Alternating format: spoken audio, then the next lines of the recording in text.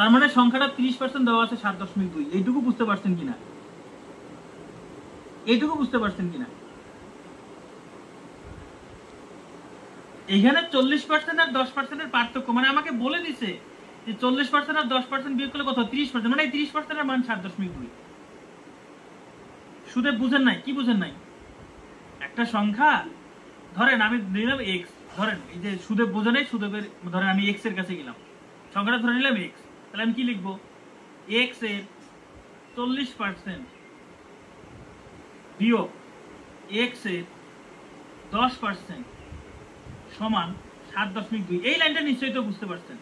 সংখ্যাটা যদি এক্স ধরে নেই, সংখ্যাটা যদি এক্স ধরে নেই, এবার তো বুঝতে পারছেন যে এক্স এর 40, তার মানে সংখ্যাটা 30% দেওয়া আছে 7.2। এইটুকু বুঝতে পারছেন কিনা? এইটুকু বুঝতে পারছেন কিনা? এখানে 40% আর 10% এর পার্থক্য, মানে আমাকে বলে দিছে যে 40% আর 10% বিয়োগ করলে কত? 30%, মানে এই 30% এর মান 7.2। সুদে বুঝেন নাই? কি বুঝেন নাই? একটা সংখ্যা ধরেন আমি নিলাম এক্স, ধরেন এই যে সুদে বোঝে নাই, সুদে ধরেন আমি এক্স এর কাছে গেলাম, সংখ্যাটা ধরে নিলাম এক্স, তাহলে আমি কি লিখবো? এক্স এর 40% বিয়োগ এক্স এর 10% সমান 7.2। এই লাইনটা নিশ্চয়ই তো বুঝতে পারছেন।